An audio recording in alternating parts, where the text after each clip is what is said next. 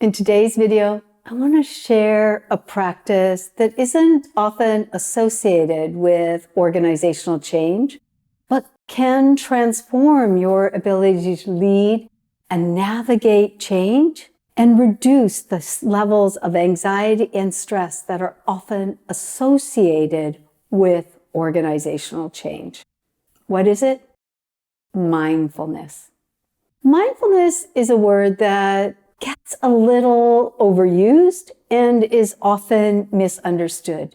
But as a practice, the evidence of its value in helping create healthy and sustainable change can't be dismissed. For those of you who don't know me, I'm Dr. Dawn Marie Turner, creator of the Readiness Mindset and president of Turner Change Management. What comes to mind when you hear the word mindfulness? Write in the comment section below and let me know, do you practice mindfulness? Do you or have you integrated mindfulness into your organizational change efforts? Before we talk about the power, the potential, and the benefits of mindfulness to improve your organizational change efforts, let's just clarify what is mindfulness. There are lots of definitions of mindfulness, but the one that I like comes from Dr. Jon Kabat-Zinn, professor of medicine at the University of Massachusetts and founder of the Mindfulness in Medicine Institute. He defines mindfulness as the awareness that arises from paying attention on purpose in the present moment and non-judgmentally. One of the reasons I like this definition is the paying attention on purpose.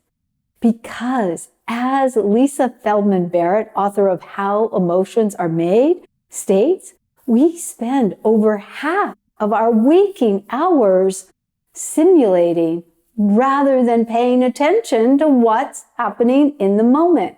And then those simulations are what drive our feelings, and those feelings drive our actions. So leading more mindfully enables us to retain a greater control on our feelings and make better decisions. The definition also talks about non-judgment. Practicing mindfulness doesn't mean you won't have judgments. You will. We all make judgments. But because you're focused on the present, you can recognize and suspend those assumptions and judgments. And therefore, you're not responding in a situation today based on past judgments and old behavior patterns. And as a result, you have more conscious control of your reactions and your interaction with the event or the situation. When mindfulness then is practiced with a readiness mindset, you open up even more possibilities to engage and interact with the events, the emotions, and the reactions of the people affected and prevent resistance to change. Mindfulness also strengthens the structures of the brain that you use to focus attention, to reflect on an experience, to shift your perspective and open up options and possibilities to make better decisions. When it comes to enabling change, the benefits of mindfulness can't be ignored. Wendy Kwan, founder of the Calm Monkey and a change management practitioner, started teaching mindfulness to people in her organization after experiencing the benefits herself. In one study, she took people through a short 15-minute guided mindfulness practice.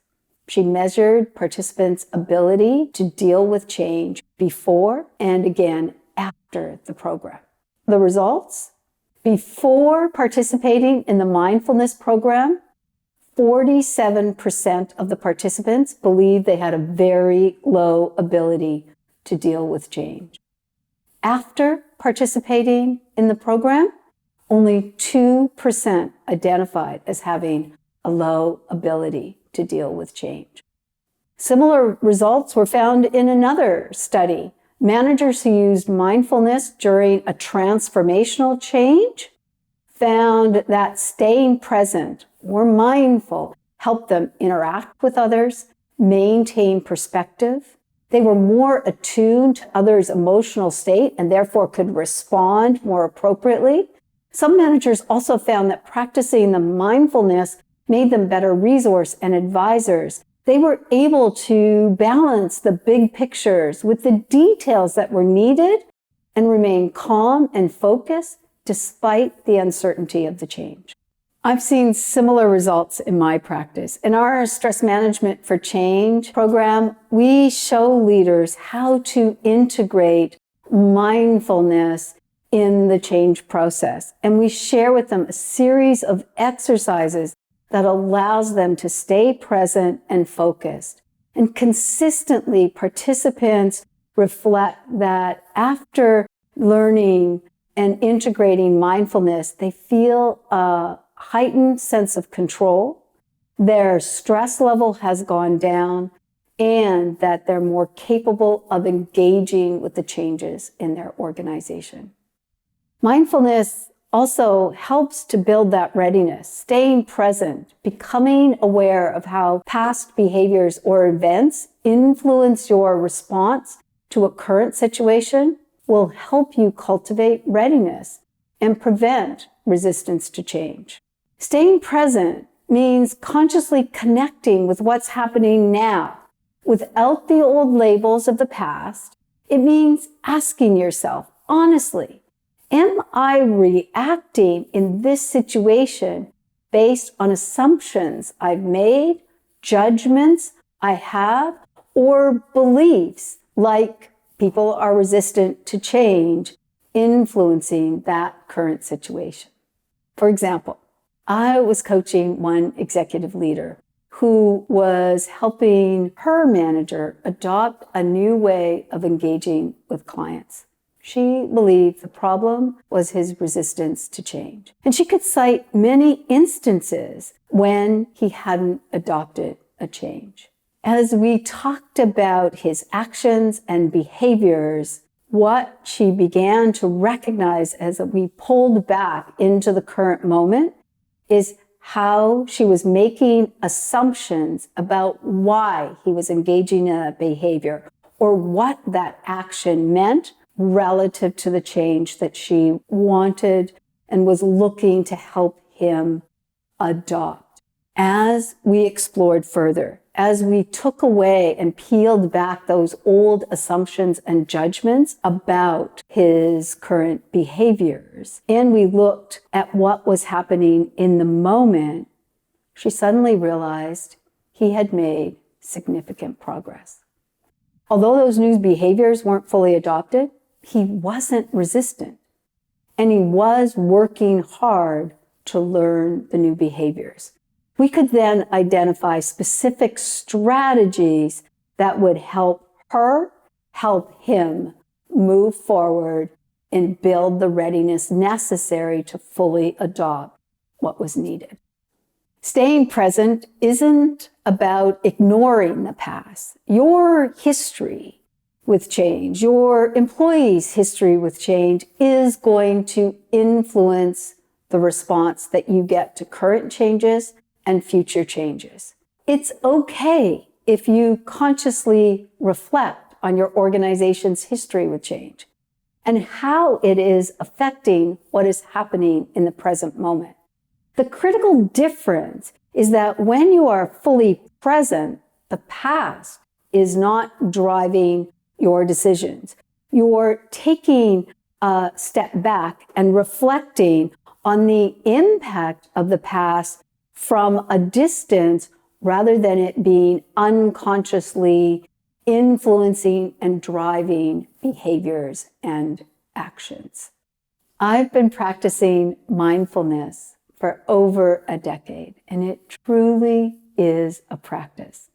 Just about the time I'm about to pat myself on the back for staying present and not bringing in old assumptions or making judgments. There's another situation where I respond with an old and less effective pattern of behavior. You might recognize it in yourself when you hear yourself saying, they just pushed my button. What I've learned is that when I am fully present, there's no button to push. That's because you are attuned to the subtle shifts of your internal and external environment. You notice slight modifications. You're in that moment. You've let go of those assumptions.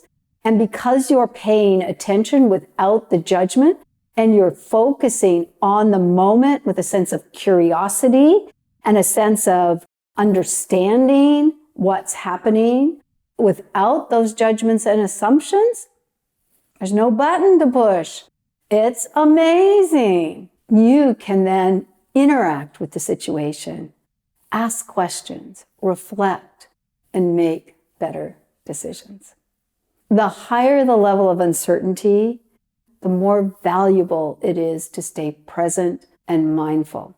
I've talked many times about how our need for predictability can cause us to react in less than productive ways and increase our stress and anxiety. Mindfulness, staying present, acts as a counterbalance to uncertainty and gives you a greater sense of control and the options for responding. Embracing mindfulness takes commitment and practice over time, but it's well worth the effort if you can integrate present thinking, mindfulness into your change leadership and management practice. And if you'd like some help, reach out and let's have a conversation. Okay, that's it for now. I'll see you soon.